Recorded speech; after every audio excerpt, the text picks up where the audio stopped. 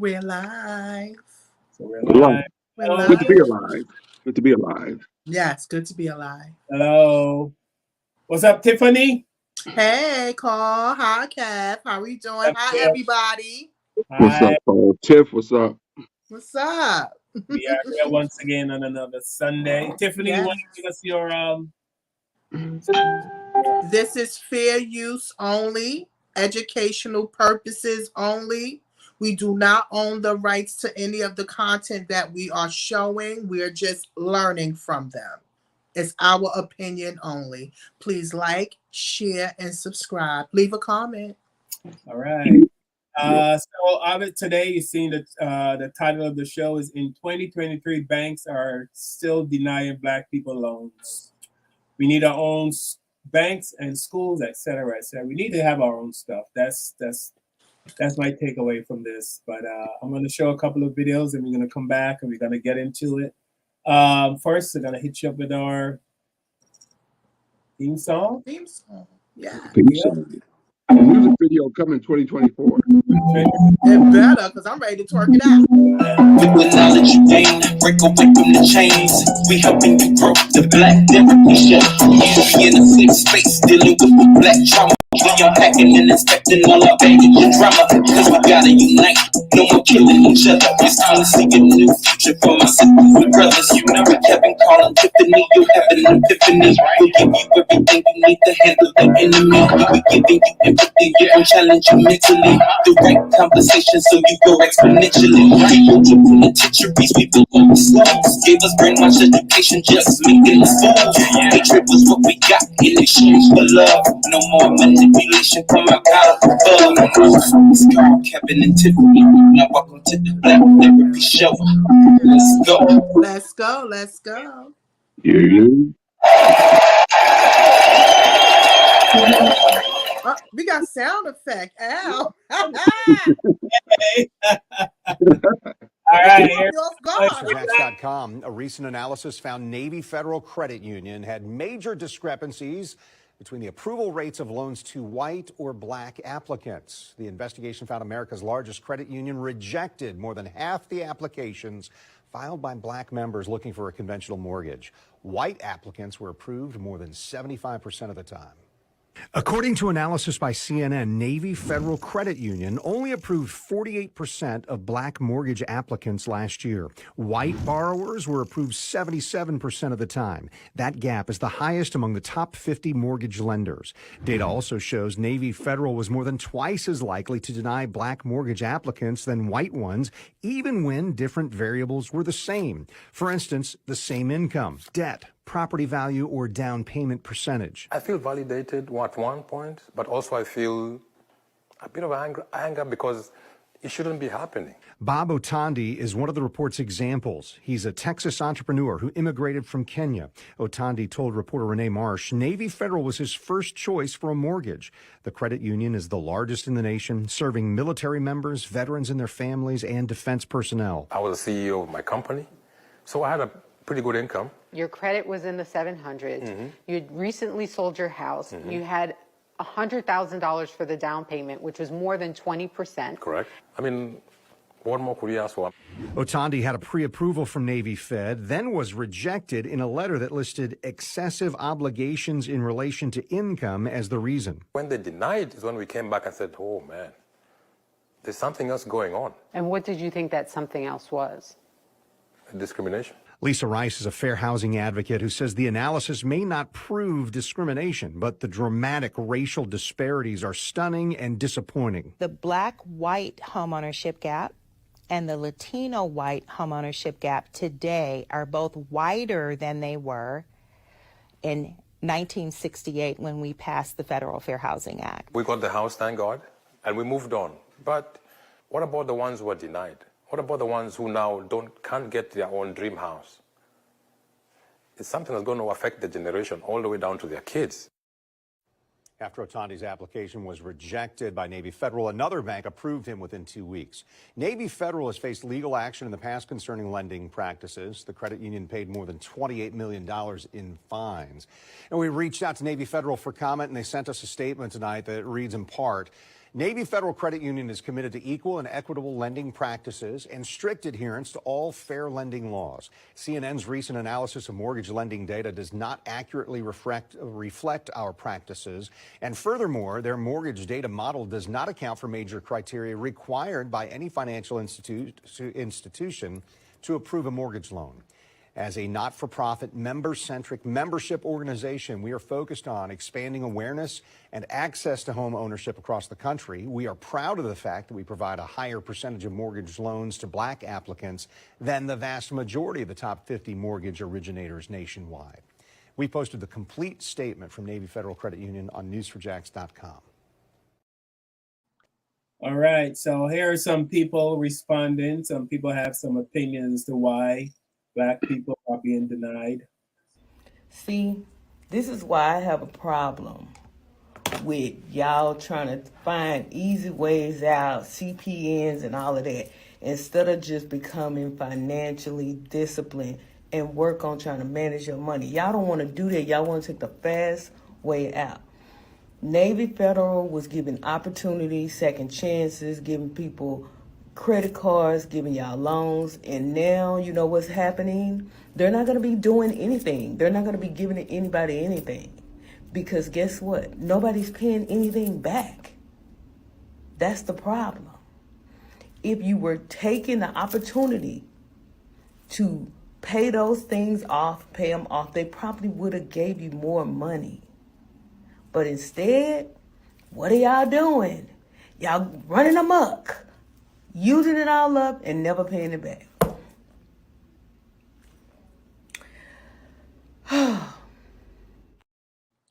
So bogus. Can I punch her? No, you can't punch her, but I can pimp slap her. No, I'm just kidding. We don't condone violence in here. Virtual slaps. Do you have another video call before I jump on her ass? Yeah, let me Okay. let me find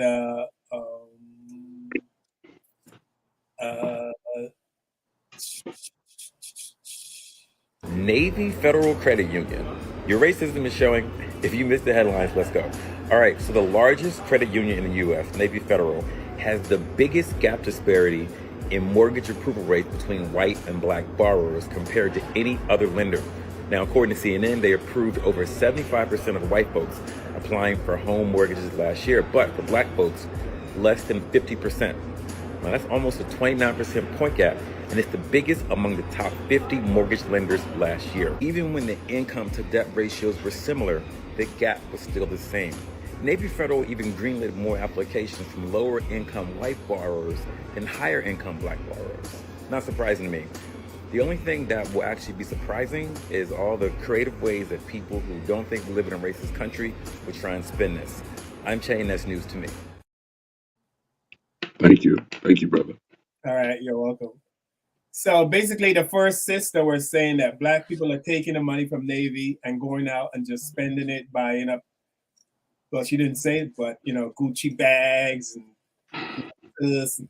Basically, Black people were wasting the money. So Navy Federal looked at that and said, "Hey, these Black people are not paying us back, so we're going to cut back on giving loans to white people, on giving loans to Black." That's what she's saying. I don't know where she got her data from, where she gets her information. Yeah, I don't know where she got her data from, because don't they check your background? They wind up checking why you want the loan. Some of them are for. I think that particular case that you just put up, he was for a house. It was for a house. He had the money. He just, they always want you to do your loans or whatever the case may be. So I don't know where she got that from. Now that is I think they said that's for like the Navy. It's for the Army. Wait, what kind of bank is that again? You mean Federal? It's a credit Yeah, because union. it said it goes up under all like the Yeah. city I have, workers, all of that stuff like that, right? So you can put your money in that bank. You don't have to be in the Army or nothing to do it, right? right, yeah. Okay. You don't have to be in the Army. You don't have to be in the Army to be a member of Navy Federal. Right. Okay. I have relatives that are bank with Navy Federal, but Okay. the blame the victim, for her to start off by blaming the victims just ticked me off. It's like, oh, I raped her because her pants were too tight, her dress was too short. That's not an excuse. You know what I'm saying? She must have got a loan. I wonder, did she get a loan? people always blame the victims here. Banks have been doing this forever. Shit, act like this is new. Right. And who says that white people they get approved and white people don't uh screw up their money? White people don't get loans and buy Do the stupid shit same or do thing. bad things with their money and make mistakes with their money? Of course they do. So it Mhm. has nothing to do with black people buying Gucci bags and things like that. That's always people always use that excuse. We don't give reparations because black people are going to take it and go to Red Lobster. You know what I'm saying? Black people are going to eat seafood every day if you give them reparations. Black people are going to do this. They're going to buy a Mercedes if you give them. Uh, we act like black people. That's all we do is just buy stuff, and we do, but everybody else does too, right? It's not just us. Right. So Why it has to be just they're us? And don't they discriminated. have to pay that money back? They discriminate against black people because that's just their practice. It's always been Yeah, their they've been doing practice. it for years and years Been and doing years. it It's for called years. redlining. It's been that way for years with every bank, especially the bank that I bank with. Wells Fargo. They have a major history, but right now we'll talk about Navy Federal. But yeah, all the banks do that. So I don't know why. She pissed me off. They That said just pissed me off. 77% of white people get approved, and 48% black people don't get approved. So that's half of that. While they're getting approved 77%, we're not getting approved. And how about if it's people out there that really want to do businesses? Really want to get a house or buy something, and they're giving you all the credential. They're showing you that they got the money. That man had $100,000 already cash already. So I don't understand why it was an issue, but we all know why it was an issue. It was Yeah, because of, his color. you better believe it. So I mean, so this now goes to what Dr. Umar has been saying. We need our own banks. We need our own, schools. We need our own hospitals. We need our own this. We need our own that. Invest in ourselves, Yeah. right? We have a black bank but black people don't support it. Like we don't support stuff. We ask for stuff, and we have stuff, and we don't support it. One United Bank is a black bank. It's a Uh, waiting list for them. how do you know this? How do you I know tried that? to go online to get it. They had me on the daggone waiting list. I'm like, a waiting list. But I heard Citizen Bank is one, and Carver is a black owned bank, right? We have black owned banks, but black people Right. don't put their money in them. I'm guilty. I'm sitting here. I'm not gonna be a hypocrite. I Yeah, bank the with Wells Whitewood is Fargo. better. We already know Wells Fargo's history with slavery. If you don't, Google it and do some homework tonight in your free time. Yeah. So I bank with a bank that goes back to deep racism roots. So You got a deep racism deep background. racism roots with Wells Fargo, and that's where my money is right now. So I think we have to take a leap of faith and start banking with black banks and have faith in these. I think we don't have faith in them because it's something that's new. It's like a black Mhm. bank that's new. I'm afraid to put my money in there. They're going to screw it up. you know, Yeah, there's a the waiting list. Whitewood There's a is waiting list. better, right? There's a waiting list, or their website's not as nice as other people's websites. There's always excuses why we don't do black, and Support our own. I say it on this show all the time. Every time I go to a black business, I complain about something, right? Like I probably had these same problems if I went to Walmart, but I make it, I take it, I make more of a fuss if it's a black owned business. You know what I mean? And Don't think that's you don't think it's because you expect better. Like if I hire somebody black to do something to work for me or do some work around my house, and they f it up or I do, you know what I mean? Like I expect them to treat me better. I do expect that. And maybe I'm wrong, but I do expect that. And I do expect from white people, I expect them to act racist. I expect that. So when they show up at my house, if I have no other choice, you guys know I try to hire black. But if I have to hire white, I expect them to come in. I expect them to be nervous. I expect them to be jittery. All the things that and we're harder on black people than we are on white people, Carl. And we talked about this as stand up comics. You ever see a white comedian come out on Showtime at the Apollo? How much leverage he's given, how much love he's given compared to a black artist that comes out on Showtime at the Apollo. You better come out the box hitting right away, or you're getting booed, right? But But listen, a white boy can be mediocre on Showtime at the Apollo, and they won't boo him. no, you're right. Because I went to the Apollo and I was just booing just to boo because I was just happy to be there. See, people with no talent booing. There we go. That's a problem. Look, I'm being honest with you. I was just wow, wow. I'm being honest Just too. so happy to be in Apollo. Yeah. So I mean, I think we are harder on ourselves. Yeah, Cause we I are mean, harder on ourselves. we do business at our house with black contractors, builders, and stuff like that, and they do half-ass jobs. I ain't gonna lie, right? And it's disgusting, right? That we got this black dude that haven't finished a job that he was paid for, and we got to call him 50 times to come by and finish the job. That Yeah. Uh, sounds like a family member that we I let do don't the think job. I don't think we'll have that problem with an amigo. I'm just gonna go out and on a limb and say it on our show. Unfortunately, that's just the way it No, is. you didn't. Yes, I did because it's true. It's No, true. it's not all true because you can find reliable black workers. It's just that today we have social media. Today we can be able to look up people information and look on reviews today. And yes, Mexicans probably do it a little bit faster because they're not, you just point to what you need them to do and they're going to do it. You understand? Well, But that's I'm all going I to want. support my Just do black what I tell you people. to do. That's it. That's the end of the story. Like, hey, I need you to paint this wall. Thank you. You paint the wall. Here's your money. I don't want to see you again until I need the next wall painted. All right, there we go. Here's my money. I need to call you 30 times and text you another 30 times to get you to finish painting the wall that I already paid you to paint. Oh, see, Brother, that's where that's all you I'm do. saying. No, I get it, but I'm not. I'm doing half. If you don't show up and be on time, you're not getting paid. You're not. Yeah. But I have had that experience where you try to go with your own, and I don't See? know I don't know if they do it on purpose because they think they can get away with it because but it's been a problem. I know what Kevin is saying, and It's embarrassing to say it on our show, yeah, but we're being real here. We got to be real, right? And I it's embarrassing to I get say, but it, but I know good black we can't workers. fake it though, Tiff. We got to be honest. If we're gonna have these discussions, we got to criticize ourselves too for screwing up. But I don't think that's the black banks are screwing up. I think the black banks are legit. I don't think you can um, have a bank and not be legit.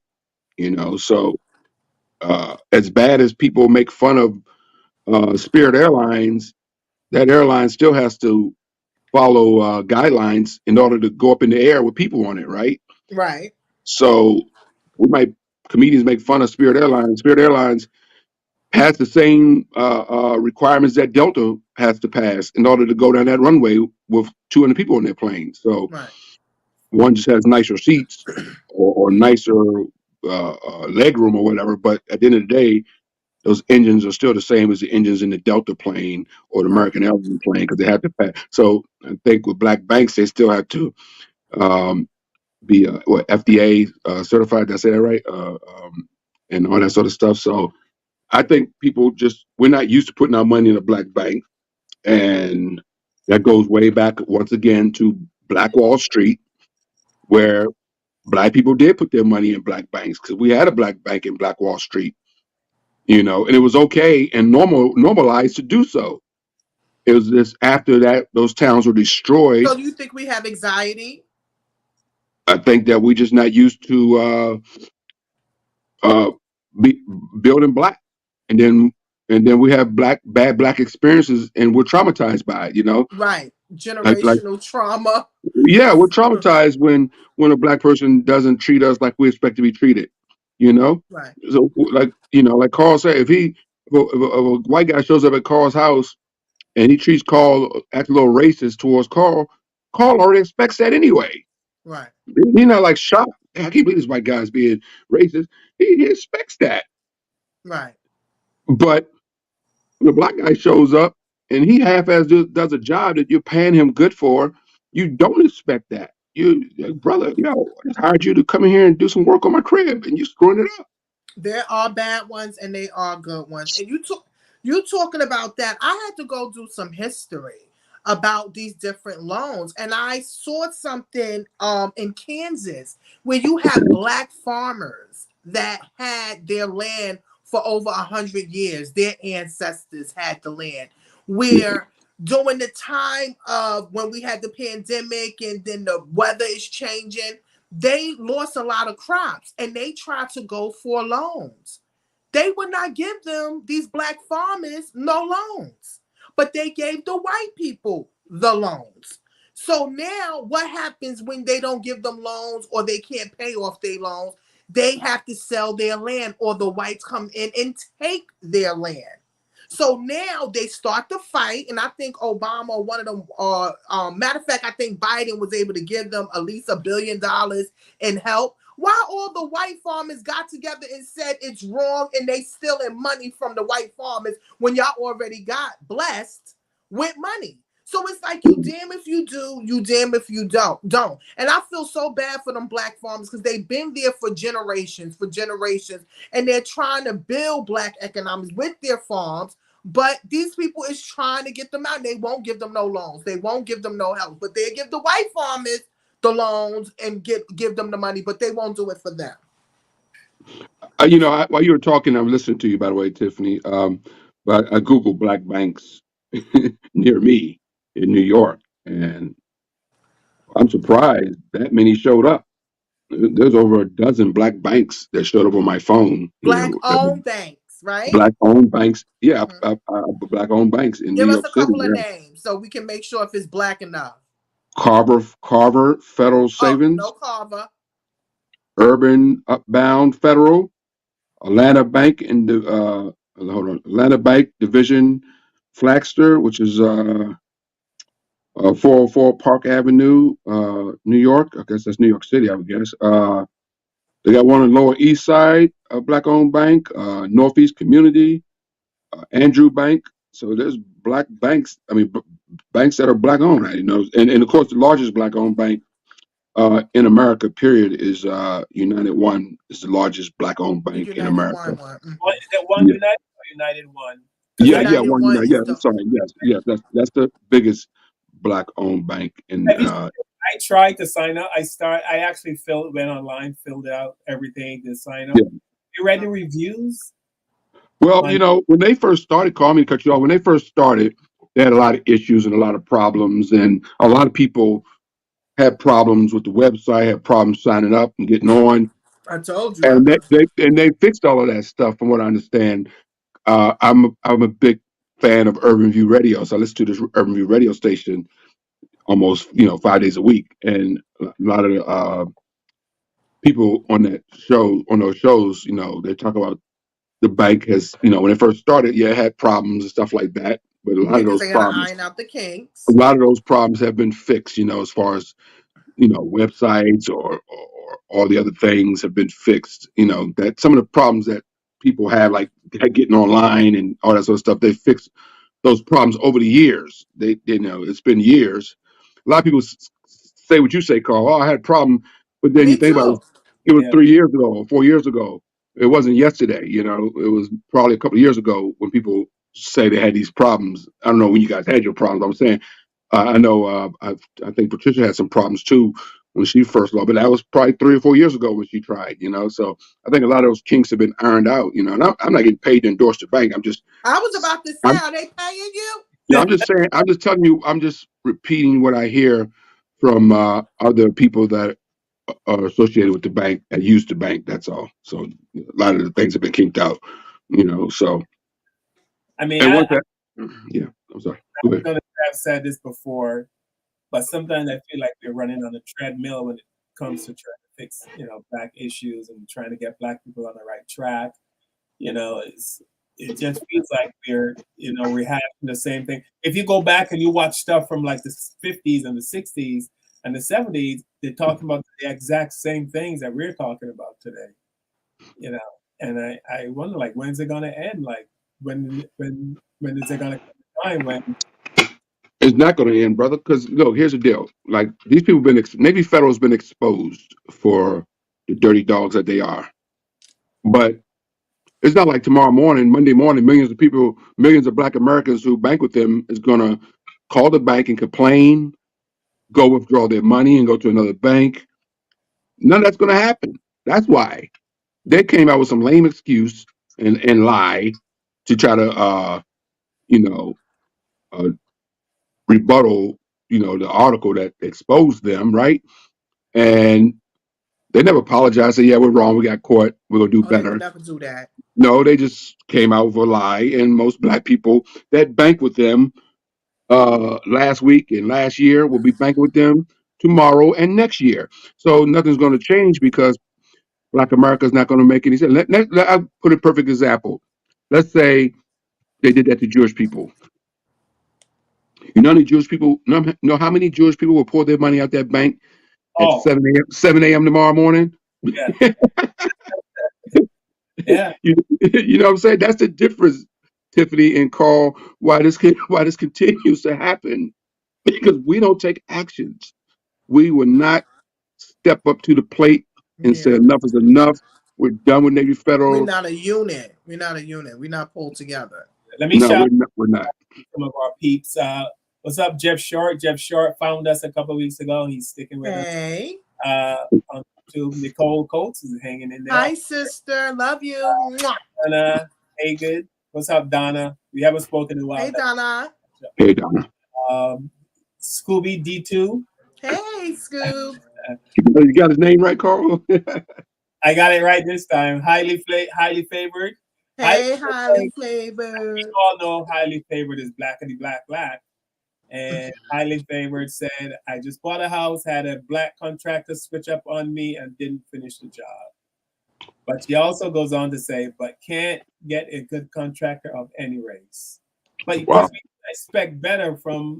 I do expect better from a black person. If I go out to a restaurant and the rate is black, I expect us to connect. When we look at each other, you should know Right. we're all in the same struggle. No matter Right. where I go, I know black people are all dealing with the same stuff. All of us. I don't care if you're a CEO, a ditch digger, a plumber, a car. I don't care what you're doing. We're all dealing with the same stuff. Right. Yeah. A lot of black people don't have good customer service. And I'm a true believer. If y'all need classes, hit me up. But that's what I have learned in business and the business that I'm even in.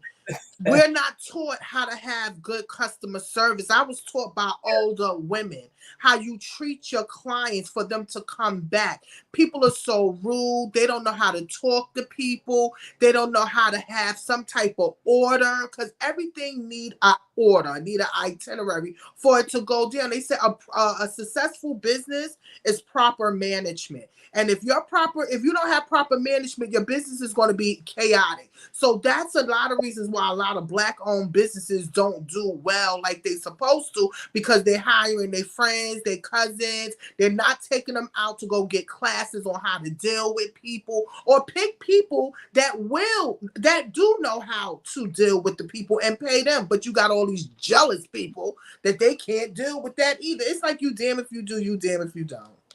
Right. I almost posted something about this last week on Facebook because I ran into and it's not the first, second, third, fourth, or fifth time. It's like enough where you go, what the hell is going on? And it's particularly a lot of black women in customer service. They just have zero patience. You know, I'm trying to remember exactly what. But I called up and I can hear from her accent. I know it's a sister. And I didn't have all my information, but I was expecting her to help me. And she just went silent on me. And I'm saying, I said, can you look up with my name or my email or my address? And she pretty much said, well, that's not my job. You supposed to. She didn't do anything extra to help, or try to assist you. Yeah, you know what I mean? She just left me hanging. And like I said, that's not it's happened so many times.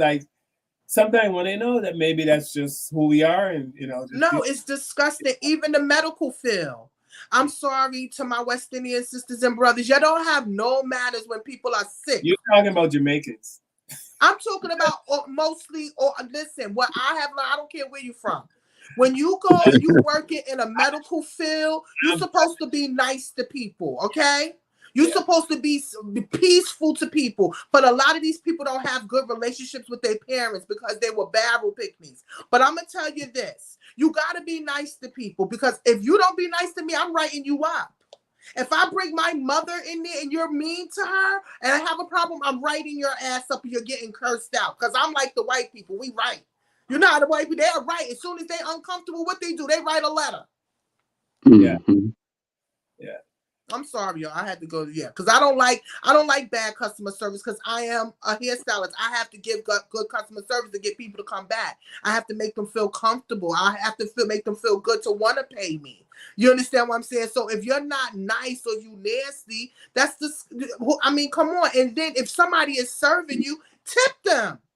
You have a lot of people that don't like to tip people or give them something to say thank you for your service. Tip people. That thing is appreciated. All right, I'm sorry. Commercial.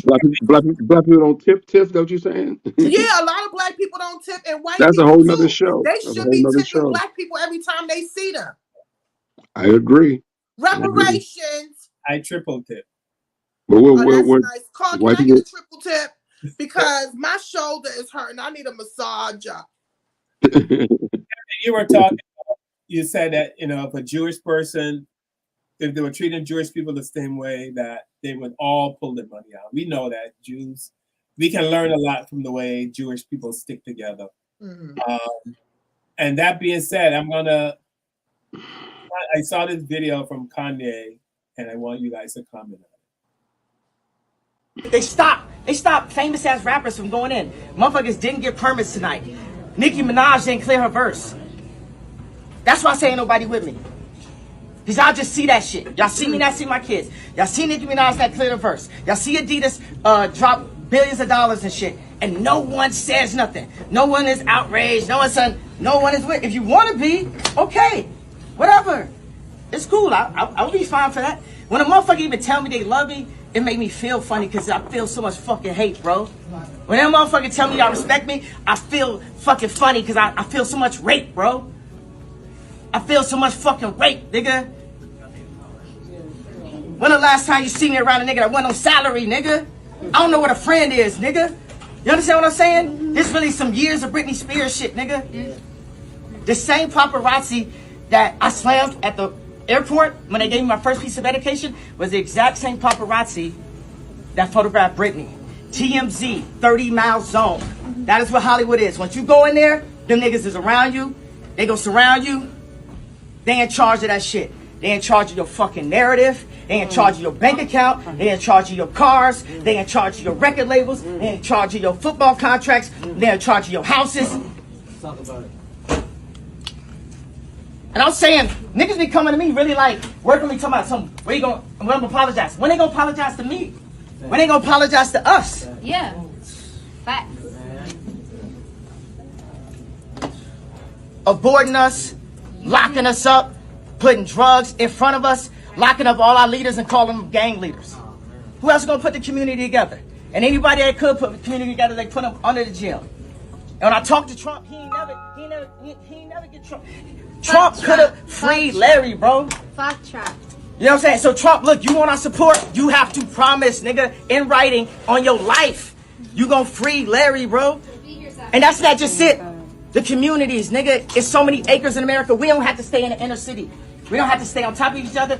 They motherfucking made the Twix double the size, trying to make us fat. They doing this inclusive shit. They just made that girl Paloma the head model. They trying to push fucking obesity to us. They put us in a McDonald's commercial. They put your brother in a McDonald's commercial. They try to put me in a McDonald's commercial. McDonald's kills you, my nigga. They not putting healthy shit. You can grow fucking food right off the side of the ground. My baby is on another rant. I love you, Kanye. Come and get me. I'm a big girl. No, I'm just kidding. I mean, I play it because Kev said that the Jewish people stick together. They would yank the money out of any bank that was discriminating against one Jew. If you discriminate against one Jew, you discriminate against all Jews. We're out.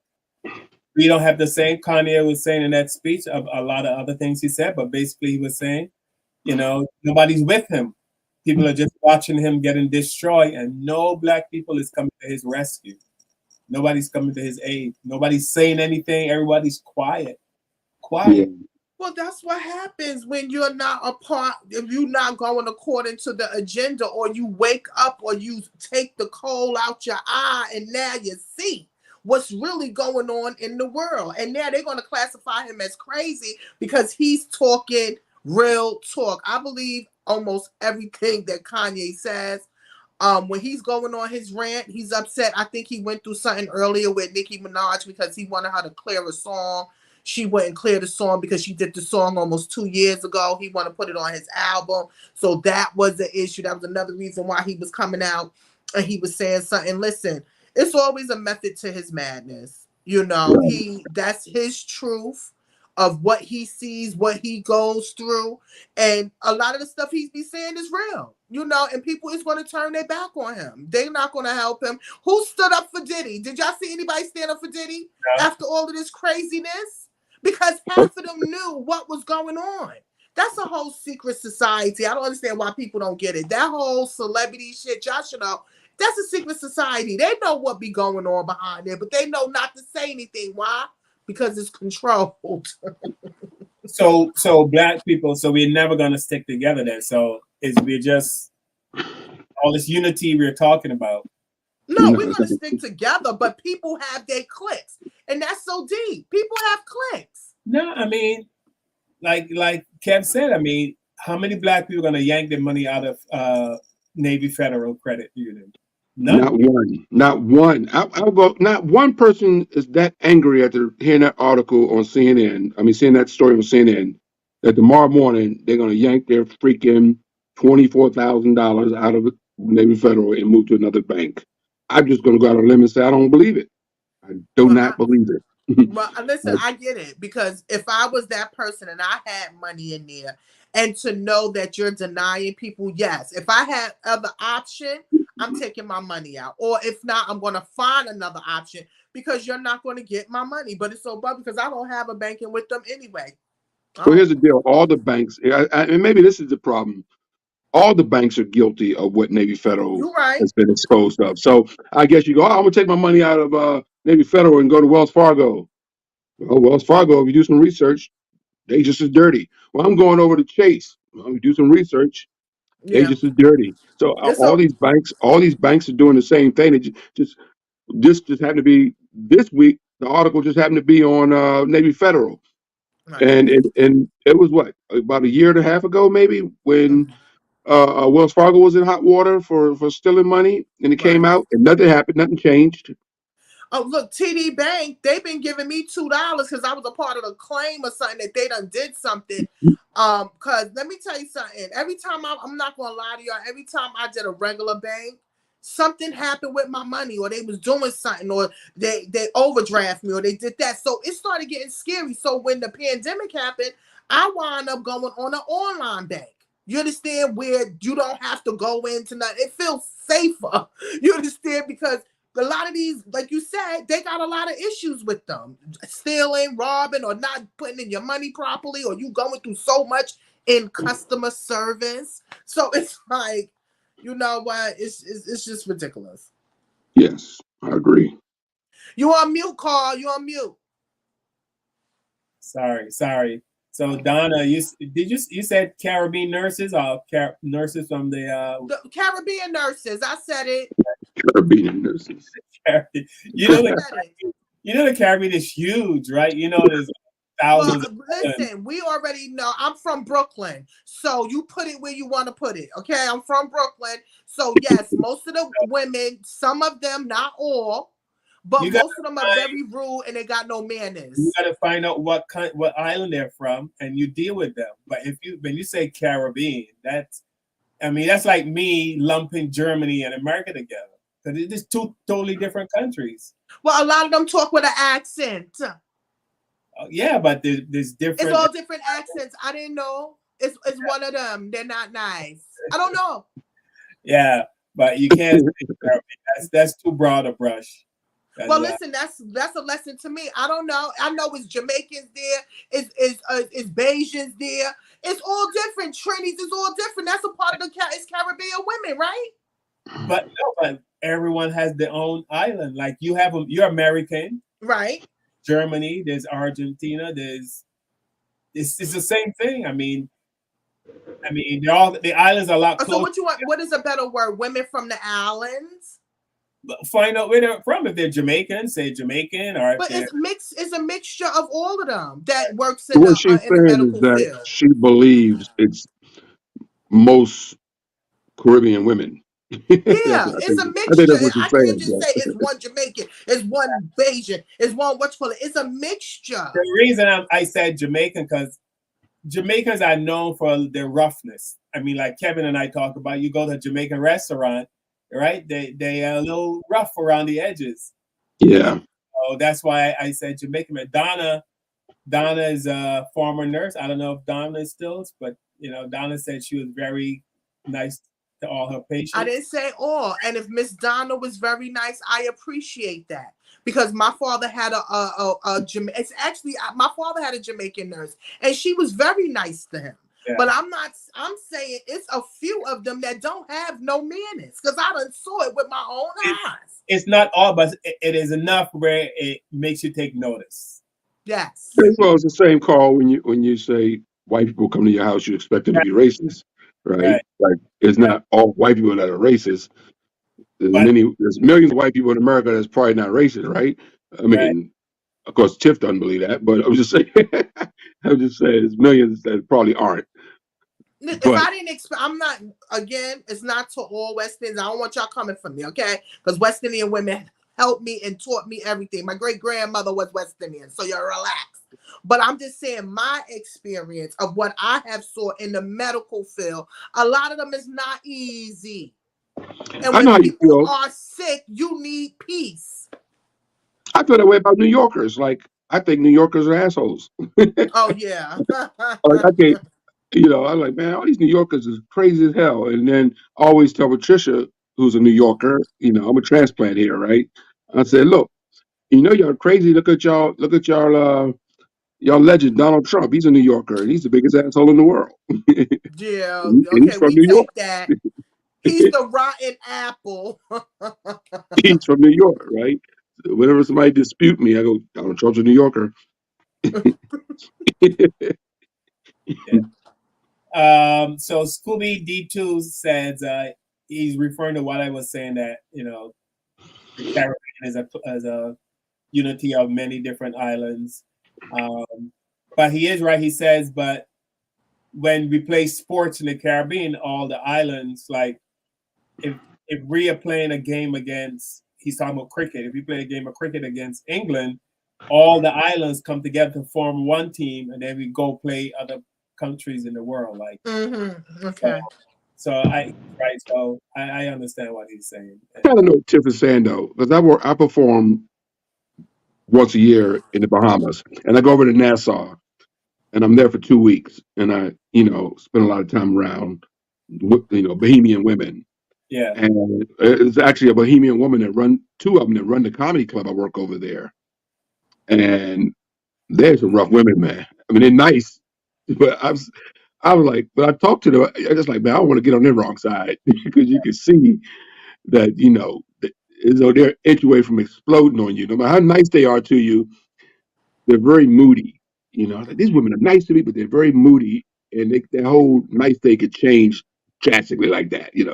They're not And easy. They're not I hear a lot easy. of comedians, call me up and go, yeah, man, they complain about the girls over there because over in Bahamas because the Bahamian women over there, uh, they're rough compared to American women. I mean, they're rough and their Shoot, personality. African women ain't no joke either. Yeah. Well, I ain't never dealt with no African women. I ain't never dealt with African women. You know what? I think it's a cultural thing though, because Yeah. we in the Caribbean have a certain way. Like Jamaicans come off as kind of rough, and They are a little rough. yeah, but it's like a cultural thing. It's the way they talk to each other. If you hear two Jamaicans talking, you would think they're arguing, but they're just talking. I Right. just think they don't like Americans. That's what I think. I think nobody likes Americans. You know, It's all right. It's all Nobody likes right. Americans, man. Nobody likes us. no, you mean people from other countries don't? Yeah, just people from other countries. I just don't think nobody respects us. Like they respect our money. Like the U.S. dollar goes a long way. Like I said, when Yeah. I'm in the Bahamas, when you come out that customs and get into that cab, you treat like a king because Yeah. all that they think is you're from America and you got money. Yeah. Right. And that's all they're after is that dollar from the moment you get in their cab to the moment they take. When I get in the cab over there, first thing I do is let them know this is my 18th time to Bahamas. Because if they think it's your if they think it's Don't your play first no time, they games go. with me.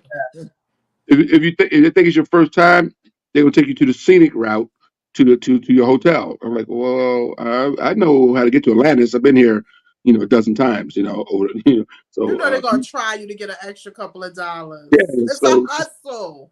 everybody loves the American dollar, but they don't really love the American people.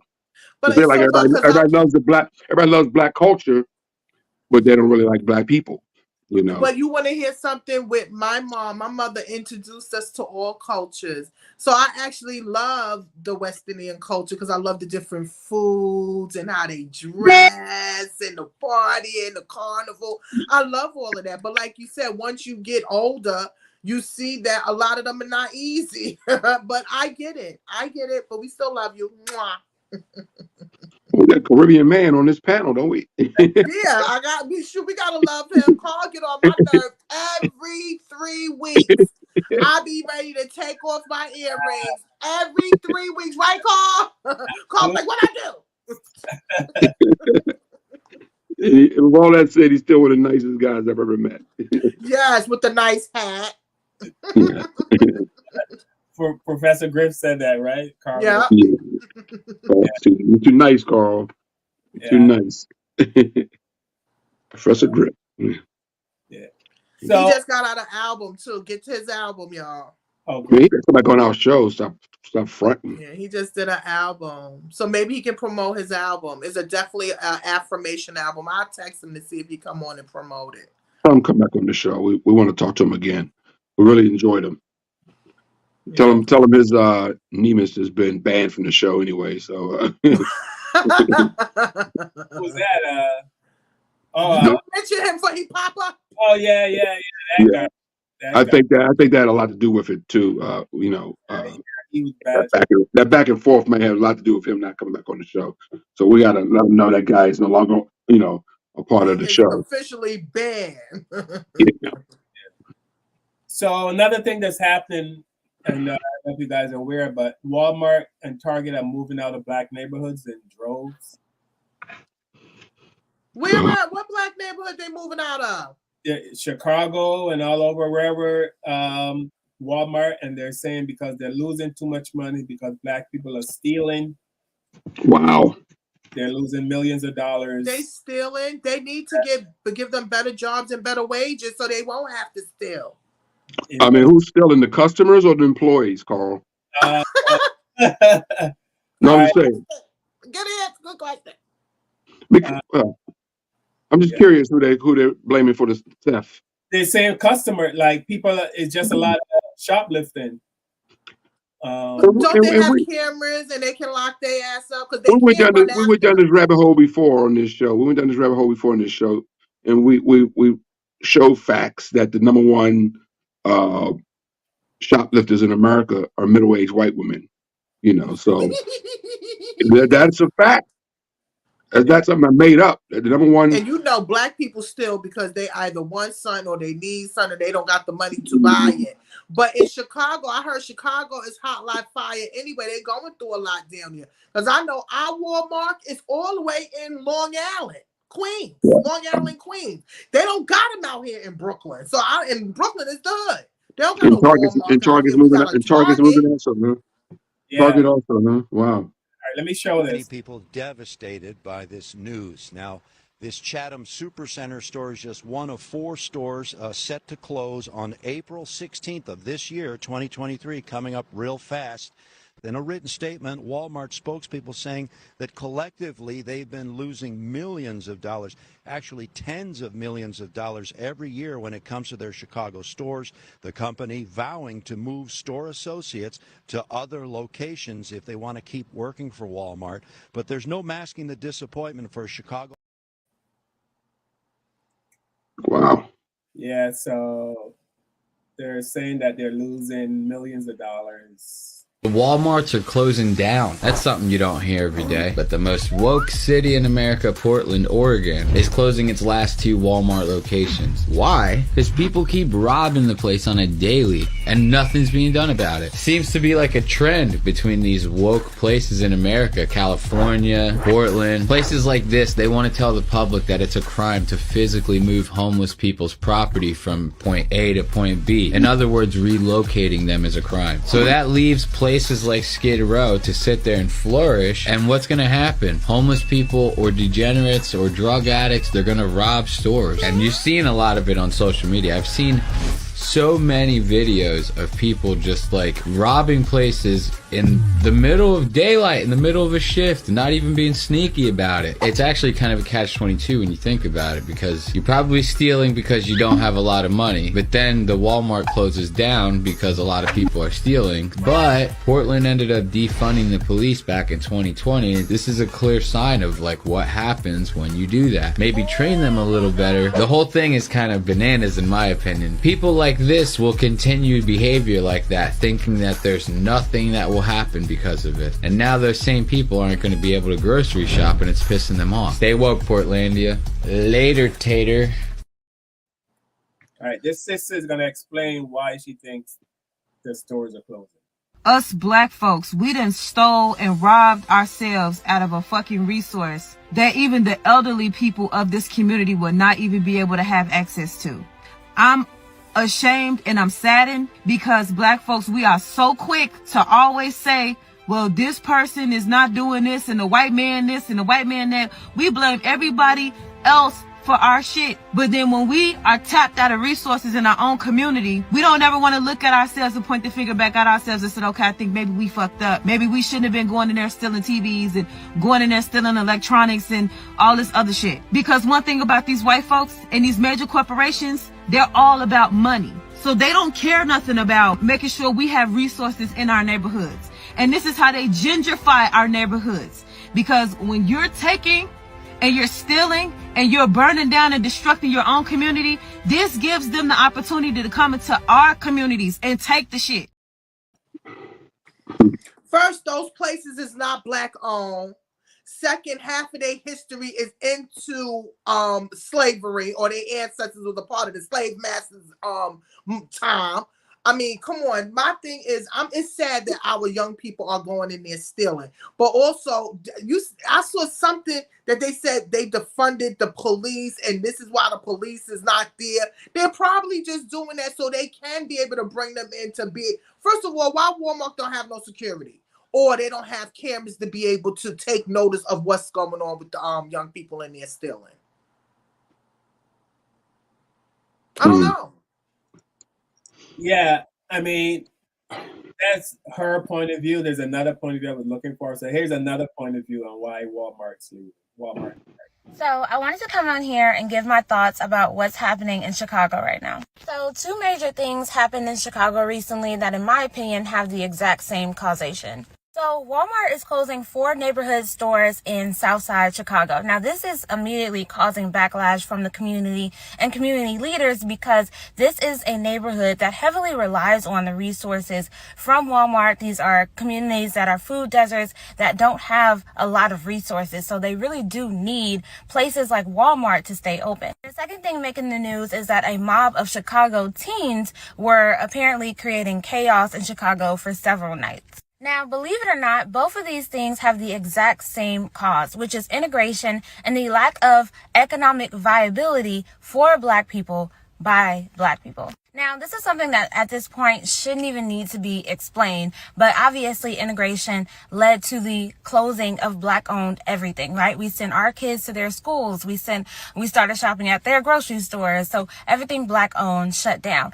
But obviously also integration led to Black people, as a whole, being a people who vote for civil rights and beg for jobs instead of a people who continue to build for themselves, provide a future for themselves, having our own grocery stores, hospitals, schools, etc. And at that time, our grandparents had made a mistake because they had 2 options. They had Martin Luther King Jr., who, at that time was tricked into convincing Black people that we needed integration and we needed voting rights. They also had the most honorable Elijah Muhammad, who to this day was saying unite and do for self and build upon our own resources, our own talent to build our own future. The problem is that still to this day in 2023, our people are still begging for voting rights and jobs. Anytime anyone comes out to suggest that our community builds for ourselves, has a separate community where we have our own hospitals, schools, farms, grocery stores, people always reference Black Wall Street and they say it's just going to get burned down. But it's better to have something to worry about getting burned down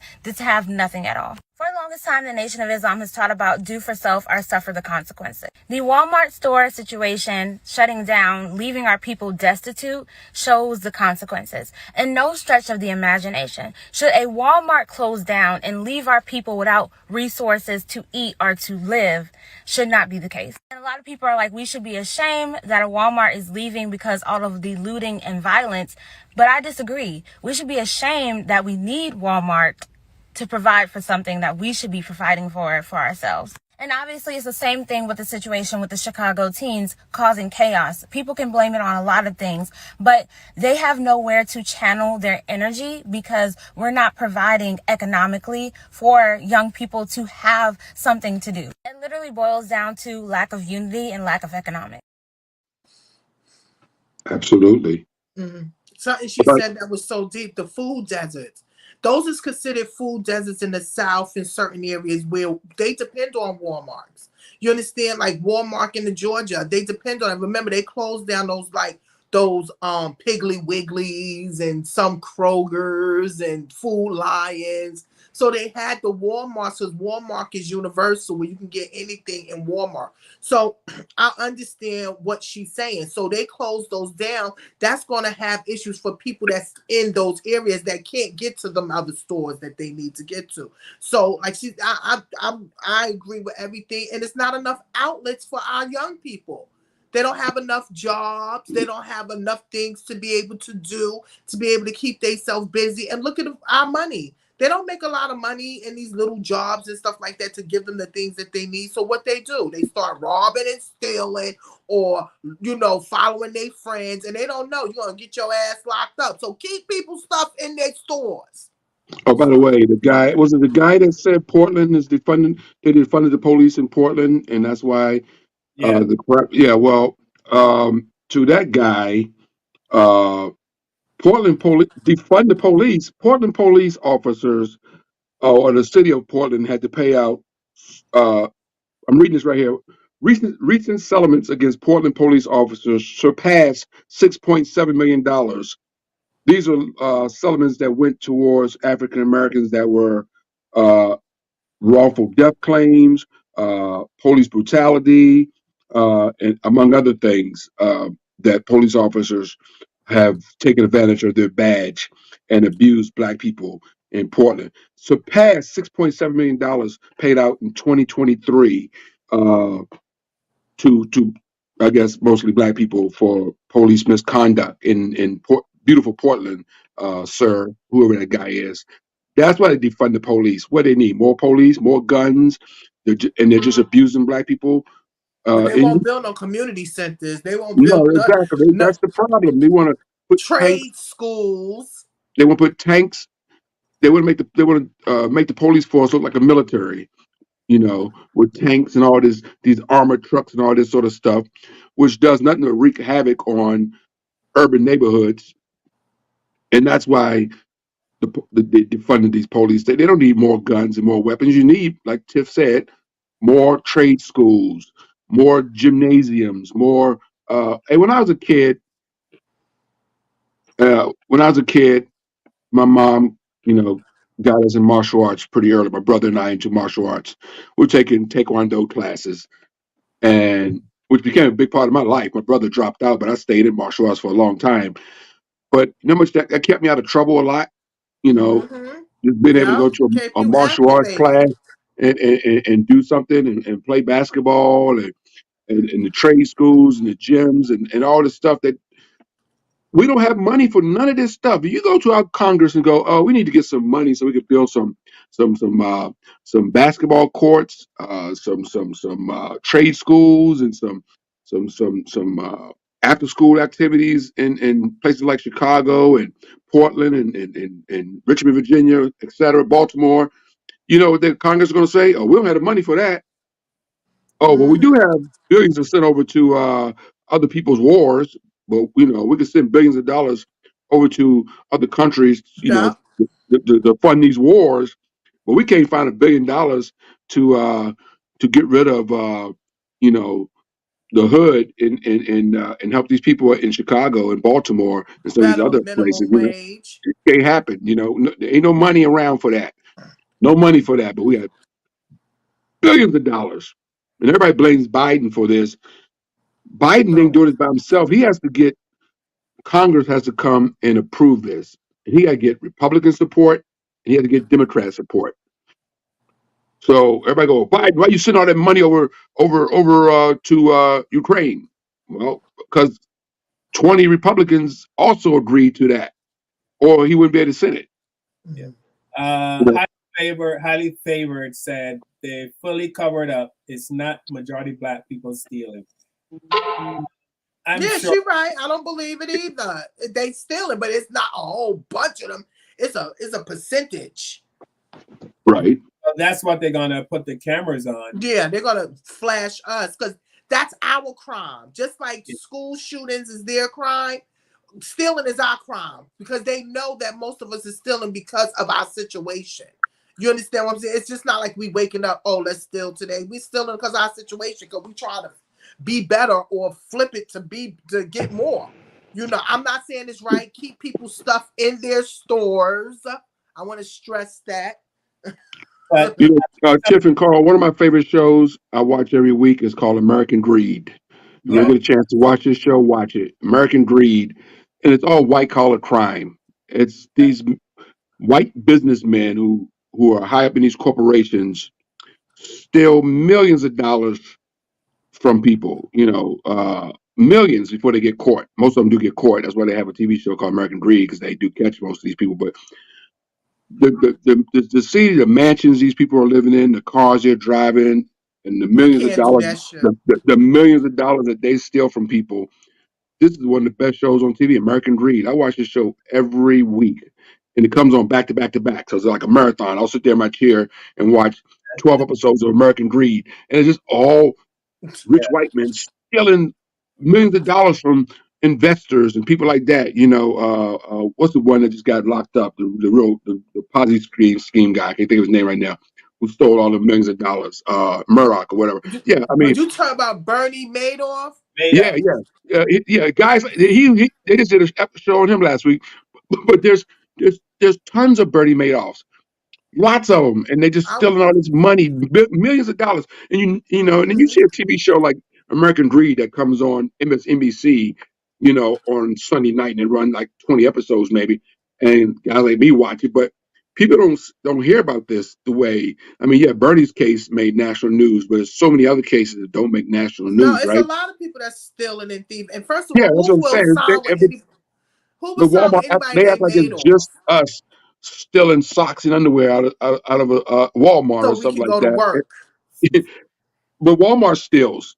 Look how they Sweatshirts. They stealing underpay outfits. they underpay their employees for years. For So years. for years they've underpaid. Same thing with Amazon.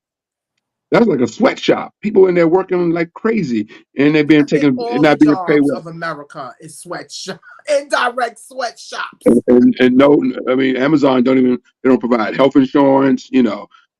What's this? Jeff Bezos, the second richest man in the world. He don't even give health insurance to his employees. So Because if one drop dead, they can just replace it with another sorry ass. That's what the they do. They don't think of second us richest man in the as world. human beings. It's machines. It's making money. This is why we cannot bust our ass continuously working. Yes, we need to work, but don't kill yourself, because when you want to retire, by the time you retire, your body's all broke up. My shoulder already hurting me right now. I would like Walmart and Target to publicly announce the number of African Americans that work for their company compared to white people. That's what I would like to see. Yeah. I guarantee you, 80% of the employees are black. Yeah, and 80% of them especially are in Walmart. probably unhappy too because they got jerks as managers or dope fiends. And I'm telling you, when I went down south and saw that most of the managers were people that you wouldn't even think supposed to be a manager, you like, why are they back there? But they will hire them before they'll hire a black person, and that's the sad part about it. One thing that sister said at the end, talking about Walmart and Target, is that she said integration ruined it for us when we started to integrate. Yeah, because the whiteboard is better. Yeah. So I mean, but we're in people's head. You understand? They feel like it's better to go on that side when we do have to take a step and we're gonna get tired. Don't worry, because I've been got tired. I try to support nothing but black owned businesses. And talking about that, did y'all hear what happened to Giuliani dripping color Giuliani? Oh my God. I'm so happy that he got his ass handed to him. But unfortunately, he probably don't have the money to pay these sisters. So I don't know where they're gonna get the money from because you can't get juice from an onion, as they say, right? And apparently he's broke. But then his broke compared to other people's broke. You know, when they say, "Oh, I'm broke," it just means he only has a couple $1 million left. It don't mean he's broke. So he probably still has money, but he's probably was worth $60 million, and then he's worth $3 million. So to him, that's called broke. Because all these guys, what they really have was generational wealth, money set aside. So when they die, their grandkids got money. I think he's lost his generational wealth because he's been paying out millions of dollars uh, for the last few years because he decided to be a racist along with Trump. You know, he decided he's so pissed about a black man being president that he had to go jump on the Trump train. And all of these white men who have followed Trump have fallen from grace. All of them have lost their They ain't jobs. doing good. They're not doing good at They're not all. doing good, and he's not helping any of them. By the way, you No, don't see he's him not. coming to none of their aid. He ain't coming nobody's aid. Giuliani's supposed to be his best friend, and Trump's supposed to be a billionaire. Won't you help him out? You know, you're a billionaire. Help him out.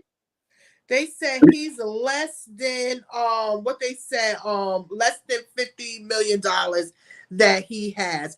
But we want to give a shout out to the mother and daughter because first of What? all, Hold the on, Tiff. lies, huh? Tiff, hold on. You say he's worth $50 million. They said he's worth less than 50 million. This is what Google said.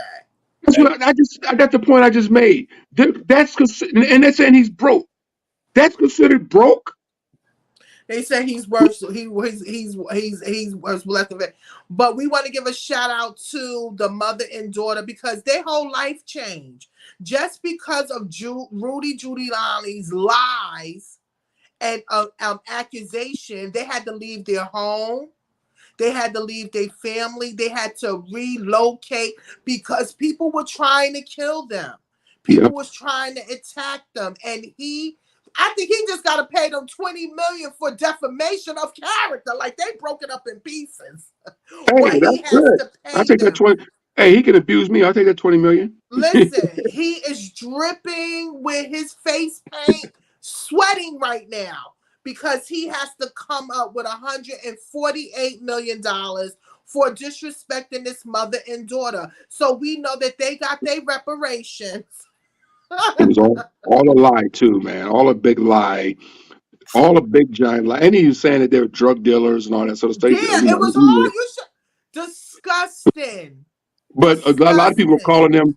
Some of the calls. You see the calls they were getting, Tiff, and where people were calling them up, going, Threatening "We're gonna them. we're gonna hang you. You gonna get hung and all this other Yes, stuff." Yeah, nigger. It was. Listen, they deserve every cent that they get, and I really hope they get it. State of Georgia, y'all should be ashamed of yourself for what they did to that mother and daughter. You know, the they fact should that be there's still humble. people that will call up somebody and say, "We're gonna hang you, nigger." Like it's 2023. They still doing it. Listen. Me and Carl, I had sent y'all the information. I don't know what's going on with these white people. Even that white girl that wound up killing that black man. You understand? They just gave that chick life in prison. How dare you? What gives y'all the audacity to do the things that y'all do? Because it's like they still stuck in 1965. That's the white girl that you want to give some background on the white girl that. So, about I think it should be about 4 years ago. This young lady named Hannah, let me make sure, because I want to make sure I get all the what's going. Okay, her name was Hannah. She wound up killing this man named Kenneth Herring. Rest in peace to him, and rest in peace to him. He wound up was in a hit and run or something like that, right? So she was a drive-by person that was just driving by, whatever the case may be. So they said that he was out there for like 20 minutes. They must have got his license plate. He winds up leaving. This chick takes it upon herself to follow him. Now she's on 911. And they telling her at least a few times to stand back. Don't go, don't follow him, for your safety. She said in her head, she felt like she was safe, and they was just telling her to look out for herself. But she wound up going up to the car, and they have a video where a black young lady was videotaping what was going on. She said that white girl got out that car and was like, get the fuck out the car, you mother effer. You left a scene. They said she had the gun on the side of her car. She was arguing with him. And he like, who the hell is this chick? Like, where did she come from?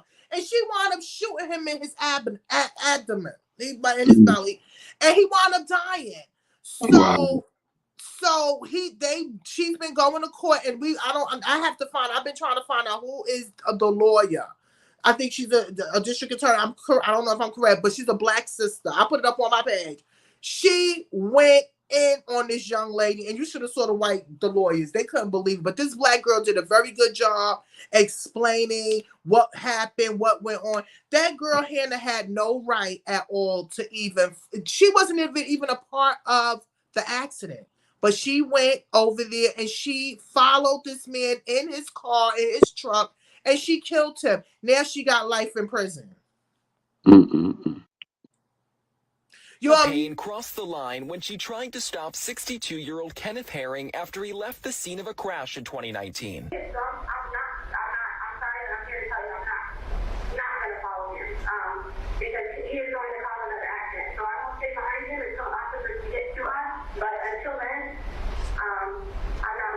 Prosecutors say Herring wasn't drunk, but instead having a medical issue. According to the call, Payne eventually gets a tag number, but she continues to follow Herring anyway, despite the dispatcher repeatedly telling her to stop. Payne's attorney says she was told to get the tag number by the Georgia correctional officer who took the stand Wednesday. The defense says Herring attacked her and the shooting was in self-defense. As to the offense of malice murder, we, the jury, find the defendant guilty. With regard to count 2, as to the offense of felony murder, we, the jury, find the defendant guilty. With regard to count 3, as to the offense of aggravated assault, we, the jury, find the defendant guilty.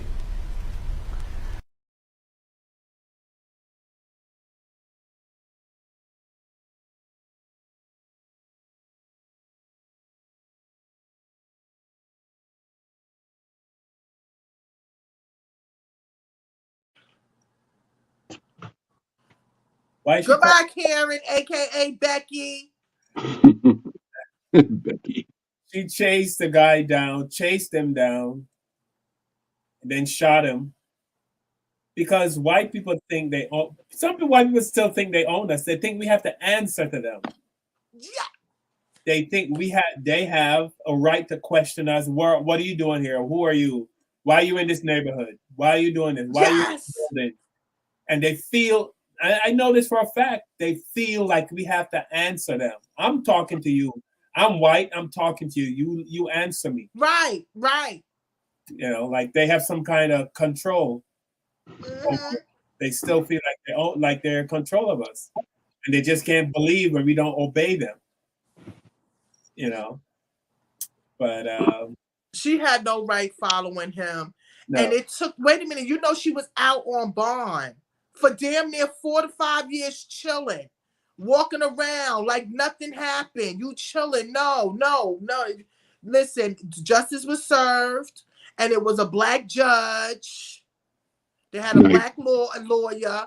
Yeah, you had to get dealt with. And you should have saw all the beautiful black correction officers. Hey y'all. No, I'm just kidding.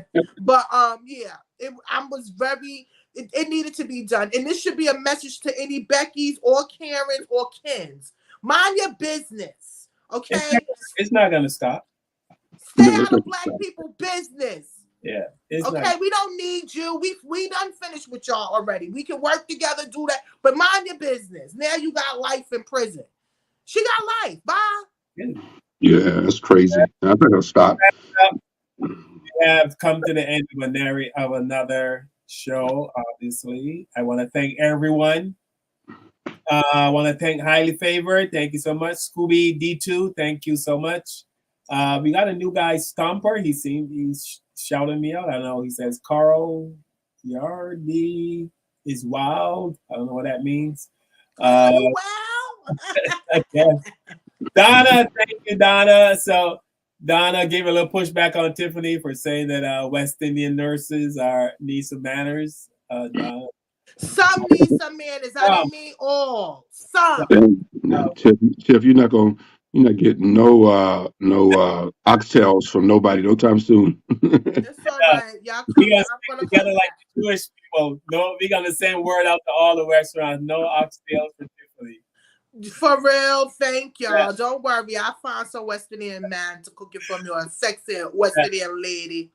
Jeff Short, Nicole Coates. Thank you guys. Hey, thank you. And of course, before we go, Tiffany, what did you learn today? Anything you want to share before we take off? I have to say this because we was dealing with the loans and stuff. When I was doing the research, this lady said she went to go get a loan. And she was trying to do organic food, and they told her no. Why? She's doing hemp now, and she gets almost $50,000 for each acre for her hemp. And she said the white lady, when she tried to get the loan, the white lady said, "Why are you here? Why did you even come here to try to open up a business?" So she had to switch over to him. So when y'all close the door on us, we got to find a way regardless to what. So she went to the weed out. So my thing is that please, like Carl said, we have to stick more with each other. We need to stick more with Black-owned businesses, but we also need to have better customer service. To my owners, the business owners, please, if you cannot teach your workers how to have better customer service, hire somebody that can teach them, because that's what's going to keep your clients coming, your money coming. Because if you're not nice to me, or I don't feel comfortable in your business, I'm not servicing you and I'm not giving you my business. And that should be with any business, Black, white, Asian, Chinese. If you don't treat me well, me giving you my money, I'm not doing no business with you. And we should be like that with anybody. So my thing is, be on point with your business, with your money. Put your money where it's supposed to be. Rich people, please look out for people. People need help. No. But other than that, I love everybody. Please make sure you like, subscribe, leave a comment. We love for you to leave a comment. Anybody come for me in that comment, y'all know I'm gonna type back. No. All right, want to shout out Information Man is checking in with us. Hey, what's up, brother? What's up, Information Man? The Information Man. I gotta tell you guys, I was at a Dunkin' Donuts. I always have a story about whenever I go somewhere. And so I walked in and said, "Can I have my thing when I go to Dunkin' Donuts?" I know Kevin gets the smoothies. Is that what you get, Kev? Yeah, I do smoothies and. What happened? Yeah. Love smoothies. Yeah, I'm a smoothie man. Yeah. But I always get the sesame seed bagel. That's all. I get a sesame seed bagel. Just plain, not toasted, nothing. Just give me a sesame seed bagel. So I go in, and there's a brother back there, a couple brothers back there. And I said, "Can I have a sesame seed bagel?" He goes, "You want it toasted?" I said, "No." He said, "You don't want it toasted with butter?" I said, "No." He said, "Do you want some cream cheese on the side?" I said, "No, I don't want no cream cheese. Just the bagel in the bag. That's it. You don't want nothing on the side?" I go, "No, just a plain bagel, sesame seed bagel." He goes, "All right." So you yell to the other guy, you go, "Yo, get this brother a sesame seed bagel." And he goes, "Grab one of them soft ones, not the harder ones that we keep for them other people." Wow. Wow. I got, you know, them racist people be coming in here acting all racist, so we save them hard ass bagels for them. With that being said, Carl, that works in with that being said, that works in reverse also. Kevin, that is exactly what went through my mind when he said that. When he said that, I said, imagine what, the reverse of that is. It happens, I'm sure. Right. Yeah, So yeah, yeah, but I felt like I've been slighted going into places, and I'm like, wait a minute. I bet if I was white, I'd have got a better sandwich, or Yeah, better better this, or better. service. Yeah, so I feel that way sometimes. So I guess it works both ways, Carl. Unfortunately, yeah, that's funny. That's a funny story. yeah. He goes, grab one of them soft bagels for the brother, not with them hard ones, because we saved them for them other people. And then he started telling me, yes, people come in here and they shocked that, brothers are working because it's like three brothers back there. Right, And, right. so if you're white and you got a hard bagel, then, you know. So, Kev, anything you learned today or anything you want to share before we go? Yeah, my mom's aunt. I think we used to tease her, or the family tease her. It was a secret, but everybody knew it. She hoarded money. She kept money. Like I think the legend is she had like $100,000 in her mattress, under her mattress, or something like that, right? So um, I think, and that was the reality of a lot of black people. They kept money under their mattress. The old school black people, my grandmother people, type people, kept lots of money under their mattress if they had it, or their savings. They kept it under their mattress. That's the American tradition with old black people, keep money under the mattress. And like I said, I think my aunt had like 100,000 or something like that under the mattress, under one of her mattresses. So I think black people should go back to that. Go Yeah, back to putting money. keeping money well hidden in your crib somewhere that's going to be, Just in case in of a shoebox, emergencies. in the attic, or somewhere of that nature. I'm just saying, somewhere in your crib secretly, that I think that's important. I think we need to start doing that. Go back to that tradition of hoarding and keeping money in your crib instead of in the bank. Unfortunately, the way the world is set up now, you gotta have money in the bank, but I think less banking and more money in your under your mattress would do justice for you and your family. I think so. That's something I think black people should try to Yeah, go that's back to. old school. Yep. But it worked, and we don't deal with all this crap that we deal with, with these banks. So these banks are just they survive on our money. It's our money. We gotta get charged. I gotta get charged to get my money out my bank. It's my money. Right. So I just think the days of yeah, I think we should go back to that. This is my personal opinion. As much as you can. I'm sure everybody not gonna have $100,000 under their mattress, but I think keeping some unknown money, or untalked about money hidden in your house, if you could save something like that, you know it'd be nice. So that's all. All I'm right. sure that. Yeah. I want to say I hope there come a day where black people we can get together and work together and do stuff together because we are so. Carl, wake up. We're doing the show. Carl, wake up. We're in the middle of the show. You're sleeping. You're dreaming again. Wake up, Carl. Okay, go ahead. uh, because I mean, like I always say, like, what else do we need? I mean, we've seen it all. We've seen all the discrimination. We've seen all the murders. Um, information, man. I need to get it. I don't. Do we have it? I need your email. I somehow need to get you my phone number. So I don't know if you want to throw your email. I don't know if you want to put your email in the chat. Um, you can send me an email at what's our email, Tiffany? The Black Therapy Show at gmail.com. Yes, the black at gmail.com. Type it in the chat and information. You can shoot me an email so we can exchange contact numbers because I want to do some stuff with our channel for the show. And I know you have a video out explaining how to, get the show up. But I still wanted to chat with you about some other stuff. Like I was, Kevin told me to wake up, but I hope there come a day where we can all just, as I like to say, get into a huddle and, show each other some love and act like it. Don't just say it, just act like it. I mean, I don't want it not to happen, Carl. I just, it's a reality check that I just don't believe it will because I just think, at this point we're just too far gone. We're too far. I You, I I do. remember a couple weeks. Remember a few weeks ago. There was a big thing going around on the internet that Jay-Z's, I think, cousin asked him for a loan so he could Yeah. start a business or something like that, and Jay-Z didn't give him the money. He didn't even come correct to And his cousin. he had a lot of excuses why he didn't get a guy the money.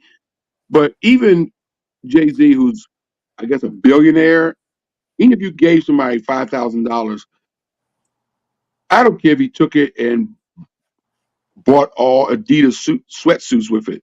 Yeah. I'm just saying, $5,000 to Jay-Z is like 50 cent to me. You know what I'm saying? Like We it's get it, nothing. but he know his cousin. He know what his cousin is capable of. I just thought that just sent the wrong message. I get it. I know. Okay, I get it. I have family members. I don't. I'm not very close to. I can't even comprehend a billionaire not helping a family member get their life together or get their shit together if that's what they're trying to do. Even if he is a con man, even if he is the black sheep of the You can't family, help or everybody. yeah, you can. That's No, how. you That's can't. No, you can't. No, you can't. yeah, you can. No, you can't. Not everybody can be helped, especially if they don't want the help. If you God got help that his money talent though, got like some. nobody in Oprah's family should be broke. No, you're 100% right. I Nobody get in that. Jay-Z's family should be broke. Nobody in LeBron James' family should be broke. Like I you can't. LeBron James can't be my uncle, and I'm driving Uber. That's all I'm saying. got some family members that cuss me 10 ways from Sunday, and I don't care how much. Now you're lying. No, not you. I'm not you, Carl. I'm talking about Kevin. Go ahead. Yeah, I'm saying I got family members that want nothing to do with me. So if I somehow come into some millions, there's no way, they're gonna stay poor. Listen, my cousin is Antoine Fuqua, okay? And I have went to his family and tried to what's called, and his father said no. He said you got to work hard for what you got. My son already worked, and he don't deal with little stuff like that. So he said my beauty thing was little to his son. You understand what I'm saying? And that was years ago, and that hurt my feelings. I was already featured in magazines. I already knew what to do. He didn't even hear you out. I mean, like, no, he wasn't helping nothing. He wouldn't hear and listen to your idea and say, no, nothing. He told me that his son do not have time for that. And it really bothered me. But what can I do? Regardless to what you Kev, you just said, if your family member is rich, you supposed to be rich too. Not all I'm not saying folks. rich. I'm not saying rich. Everybody's not going to be as rich as LeBron James is an example of a guy that went back to his neighborhood and helped a lot of brothers and sisters live a better life. And none of them have his money, but he put everybody on to the point where they all have businesses, and some of them are certified millionaires. They might not be as rich as LeBron, but these guys, their houses are paid for, their cars are paid for, and their kids got college money. You know what I'm saying? So that's all I'm saying is that you can put everybody on if you want to. I mean, all the people that you love or you want to put on, you can put on. You can't. But That's not all. If all LeBron together. did it, I don't know. I They just thought get that was money kind and of. they bounce. They don't think about family. And look, I wasn't even asking for a handout. I know how to work. I know how to handle my business. You understand what I'm saying? I just needed I want to be down with my cuz. You understand? But then like I said, all money ain't good money. Let him live his life and I'm gonna live my life. God is good. But then you just dispute me just now, though, and then you tell me you had the same situation, though, right? No, I'm saying I did, but what can I do? You can't force nobody to work with you or help you or assist you. You understand? I try, and I'm not trying no damn more. Or Tiff, when I get my second million, I got you. I hope so. I hope you and Carl got me because I'm over here single. I'm a single auntie mommy. Okay? I take care of my moms. I take care of help my sister with her sons. I need assistance. All right, Tiff, we got you. Thank We got you. you, Tiff. I will Thank pass you. it a hat for Tiff next week. You know, like that Thank church you. basket I goes. need a That church GoFund basket Tiff. goes around. Look, That church GoFund basket. Put Tiff's that money in the ass. basket. Get a church basket for Tiffany. I need a church basket. He was pass that hat around.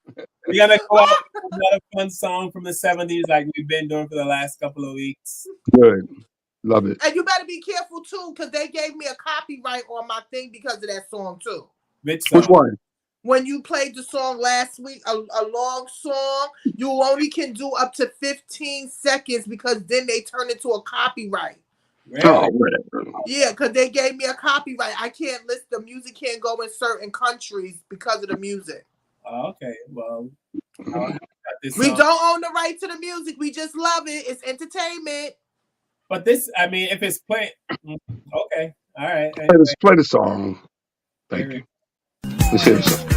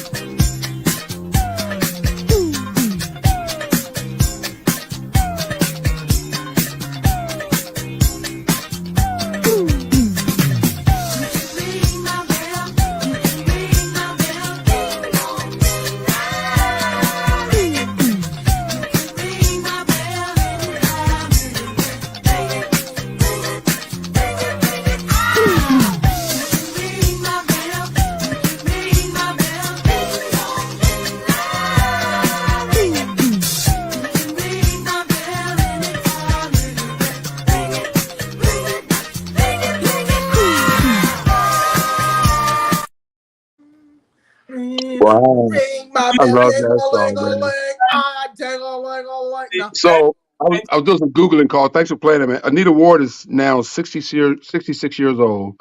wow. Ding And a she's ling a still, ling. yeah. And I just found out that song was written by 11-year old Stacey Lattisaw, who's What? from my hood, by the way. Yeah. Song was written by singer Stacey Lattisaw when she was 11 years old. Yep. Stacy's from the state of Maryland, not too far from Her where I grew up. Yeah. bell, Stacey ding-a-ling-a-ling. song. Wow, I didn't know Stacey song wrote that song. I didn't know that. Me And my either. sister's We learn watching. something every Well, day. yeah, Stacey song wrote that song when she's 11. Freaking crazy. 11. Just Wow. Google it. Ding-a-ling-a-ling, Wow, that's ding-a-ling-a-ling. nuts, man. 11-year-old Stacey song wrote that song. Did you check out the white background dancers? Did you guys check? Yes, I I didn't see that. saw them. I didn't see that, Carl.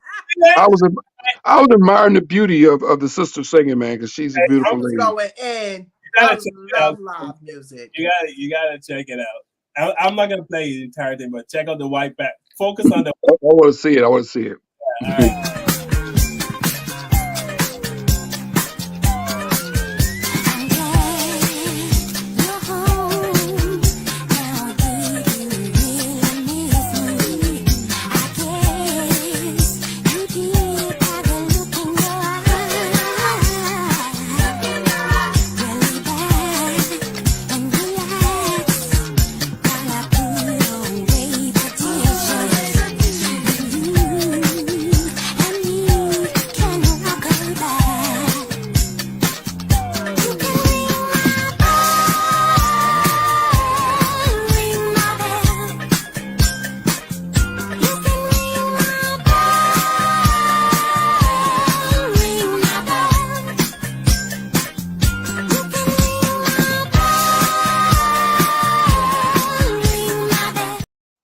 You know what's so funny about that is they probably had nothing to do with that record, but they had to put them back there just to make face, just to make face. Joe, I'm telling you, it's funny when you see white people. What the hell are they doing? They're like all like, over. what is going on? They had nothing to do with that They song. entertainment. I be laughing at them. What the hell are they listening to? Something in their head because it's not the beat. They're probably they got. They rhythm is off. You know they uncooked. They had earbuds back then. They have. No, they didn't have no hair. Oh my god, that was hilarious. Thanks for playing that, man. Thanks for playing that, man. That's a great song. She should have had more. She should have had more hits, and she's a very attractive lady too. She should have had more hits. That's crazy. Yeah. The music industry is so crazy, man. You could be a one-hit wonder, you know, and just. Sometimes those are the safest. You're one hit and you get the hell out. Oh, you know who did that? Gregory Abbott had that one song, and he Take You had Down. that, yeah, and he left the business after that. He didn't want to be in this. He said, "I want to be a part of this crazy business." You know, he made some money, made a couple of $1 million, and he got into the stock market. He got into the stock market real big, and you know, he got out the business after he made a couple of million. He got out the business. He didn't want to go for more hits and try to stay in his business because he realized show business is the devil. And he got out the Well, business. you I read an see, article on him. Yeah, he you took his see money and did everything some that's stock going on investment. today. It is Yeah, the devil. He's probably filthy rich right now somewhere because he got into the stock market very early on in the '80s and stuff. Yep. So got out the business, made his couple of $1 million. Yeah, It's the good for safest him. way. Have you Yeah. seen the guy from Tyler Perry's show that's saying he was harassed? Oh, you was in my head, but you wanted to stop the show so fast. No, I mean you want to. That's some serious. So his name is Christian Keys. He came out yesterday on his Instagram expressing that he has been sexually harassed by 2 billionaires, black billionaires in the industry, and he has all them motherfuckers on tape. Sorry. Did he have names? Ain't that many He black didn't come out billionaires? with no names. He didn't come out with no names, Well, but he the said list he has has the list has to be like down to like a few people because ain't that many black billionaires in They Hollywood. already So got 2 already. yeah, we know who they are. But I ain't said no names because I might be on one of his shows one day. So I He ain't saying said that nothing. he carries a recorder every time he was around these people that was sexually harassing him. He had keychains, pins, anything that he can stick with. He said he got every one of them. He said one even came to his house, offering him $100,000 to take off his clothes. He don't want to touch him. He just want to look at his body. Now I would have threw my clothes at that nigga. I would have been like, hey yo, I need $100,000. But yeah, he said, yeah, serious. Like he it's serious. So if he comes out with this, which he said he's gonna, because he said the MDAs, those confidentiality, he said that if you commit a crime and sexual harassment is a crime, he goes to court and he takes it and press charges. He can talk about it. He didn't, because it's a case now. So he has to go and take it to make a report first before he mention any names. If he mention names, he's going to get in trouble. But if he files it and go and make a report about it with all his evidence, he can mention names. And I'm telling you, I think he's going to hurt our feelings. We're going to find out that it's a dirty... They nasty, and I feel bad for men. Anybody ever offered y'all $100,000 to see y'all bodies? I never got offered $100,000. I don't think. Look, I got offered $50. Somebody give me $50. You a low budget hoe. How you going? We know, Kevin and I know that the entertainment industry is, quid pro quo. You might be. Oh yeah, of course. What do you want to do? You might have a lot of talent, but what do you want to do? You really want to get to the next level? No, he said he did not belittle himself. He didn't say anything because he said this been going on for 12 years.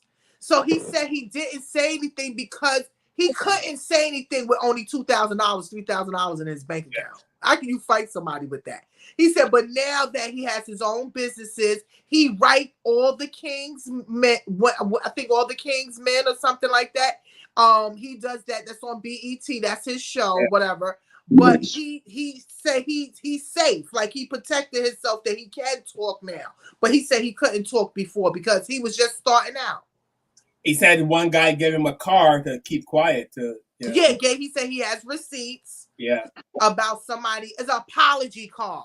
He apologized. Right, He said they even got him drunk. He was drunk off of Hennessy, and the person had told him that he could stay in the guest room. He said the man tried to come up there to the guest room to sleep with him, groped him like 3 times, because that's what they do. They get you drunk, get pictures with you like you having sex, and they could have used that against him. And he could have messed up his whole career. So I salute him. And just by Cassie talking out, it opened up Pandora's box for all this sexual assault that is going on in the industry today. Y'all are dirty, okay? If you like what you like, that's your business. Find people that are consenting to your dirty nastiness. Do not take advantage of people. Do not sexually harass people. And don't put your goddamn hands on nobody either. You see how, what's his name? The other black guy, what's his name? I'm forgetting him. He talked about being touched too and groped. What's his name? And everybody started getting on him. Yeah, the one with the muscles. From America's Got Talent. What's his name? Terry Crews. Terry Crews. Everybody was calling him, you should have beat him up. But what would have happened? They would have considered him the mad black man. His wife told him, no, you deal with it with paperwork. You understand what I'm saying? His white wife, by the way, Tiff. Huh? His white wife, by the way. Yeah, she's definitely, she white or she mixed? She white. She's all the way white? Okay. Well, yeah. So that's serious. So I pray for people because I think a lot is going to come out before the end of 2023, y'all. Oh yeah, of course. We live in the information world now with TikTok and YouTube and Instagram, all this stuff now. People, everything that's been going on for 100 years now is now just coming out. Hollywood's always had the casting couch. And lots of people voluntarily got on the casting couch. Because they wanted to get that money, that lottery ticket, get those movies, and then, when shit hit the fan, everybody come out and go, yeah, he touched me. But a lot of people knew they were getting touched, and they wanted to get touched because They they was wanted their down movie. with it. They wanted the movie deal. What's the guy? The white guy to harass all those women to get in those movies and stuff. Weinstein. Weinstein, yeah, and all these women come out, saying, yeah, he did this to me, he did that to me. But you coming out saying that after you got all these multi-million-dollar contracts. Because they knew that if You they didn't would come have out said and something, they complain wouldn't about have had those Weinstein. contracts. You didn't come out and complain about Weinstein when you're waiting tables in Hollywood. You wait until you got 3 or 4 movies under your belt. You got $60 million in your They bank. was trying to And then build you their bitch about resume. Weinstein. That means you knew what you were doing. Some. Some, yeah, some, most. Yeah. Because I believe many of them do have an agenda on Of course what they they want. do. And he also, the person told him, I got mad mails on my, that do anything that I want them to do. So you think about it. He did have a lot of sexy men on his show, Tyler Perry. Ooh. What's her name? Cass. Let's see. There you go. Mention. What's her name? Cassidy. Cassie? Nice. Yeah, Cassie. Is that her name? Yeah. Nice looking lady. I wonder how many USP workers she dated. That's all I'm saying. I wonder how many guys that work the counter at Macy's she done went out with. None. But I'm not But saying Diddy's not a good looking guy. He's a nice looking guy, right? But I'm just saying, you wasn't with Diddy because he's tall, dark, and handsome. You with No, Diddy most because of he's them are Diddy. with them for money. And let 'Cause me tell yeah, you something. I exactly, wouldn't be surprised at all. exactly. That's what I'm saying. You with Diddy because he's Diddy, Yeah. And most not of them are because with these men because of money. exactly. Rick Ross. Nobody's with Rick Ross because he's freaking. Who's looking at Rick Ross going, whoa? Can't wait to see him naked. Yeah, that's all I'm saying. Ain't no- You have women that have fetishes for nah, big men, just yeah, like you have women men that's like yeah. big women. not that I many. got it. Men like big women. Men like big guys. Women got fetishes. 99% of the women ain't fetishing Rick Ross. His big wallet is what they're fetishing. That big mansion, that big little jet he got. That big suitcase of money he carry around. Yeah. That's Well, all I'm I'm not saying. into big men. I don't want no belly burn. Belly burn. That's funny. uh, yeah. I like them small. Too, too, Not too small. Jesus. This guy, not Gary Coleman size. No. this guy, um, that when he gets to a place where he can have his own stuff, he's gonna make sure there's no harassment. Uh, Nice. And it does suck that in that industry that like I had to deal with it. You know what I mean? You're right. Yeah, I mean, it happens on all levels, right? Everybody has to deal with it. Somebody was You see sexually that? harassing you, Carl? No, well, I told you guys before about the guy that I shook his hand and he took his middle finger and made Oh yeah. Oh, he did that. Ooh. Yeah, that's hit the middle palm right there, man. He was finger popping your middle of your finger. Oh man, you touch that middle palm right there. Yeah, that's a sign right there when somebody do that to you, Carl. You know that's when they want you. You ever had like a bug or a roach or something nasty touch you, and then for weeks or something, even years, that spot and still feel, you can still tell that's how I feel. That's how the palm of my hand feels. I don't like it. Only old nasty Spanish men used to do that shit to me, and I'm like, what the hell is that nasty shit? Right, make a circle in your palm. Like what is that? I never thought of that being sexy. Who made that shit up? I guess it's a signal they want to see how you react. I guess I don't know. That's nasty. Right in the middle of the palm, right there. Yeah, that's nasty. I don't know what that is. Hey, that got me married twice, girl. Don't knock it. What's wrong with you? Where those marriages at now? Because you was playing with their damn hand. You wasn't playing with them. You was doing this. That's funny. All right, I gotta go put my baby to bed. Yeah. All right. Well, folks, thank you so much. Thanks for checking out the show. Please remember to like, share, subscribe to our show. Please come check us out every Sunday, 7 p.m. We love you. We love you. We love you. And we don't take the time you spend with us lightly. And as I always say, please tell the people you love that you love them, because we're not psychic. We can't read minds. And with that said, we had a Black Therapy Show. Out. Yeah. With the knowledge you gain, break away from the chains. We helping you grow the Black Therapy Show. We in a safe space, dealing with the black trauma. We unpacking and inspecting all our baggage and drama. Cause we gotta unite, no more killing each other. It's time to see a new future for my city. We realize you know Kevin calling Tiffany. You're having an epiphany. We'll give you everything you need to handle the enemy. We'll be giving you empathy, you gon' challenge you mentally. The right conversation so you grow exponentially. Penitentiaries, we built them with schools. Gave us brainwash education, just making us fools. Hatred was what we got in exchange for love. No more manipulation from our God above. It's called Kevin and Tiffany. Now welcome to the Black Therapy Show. Let's go. Let's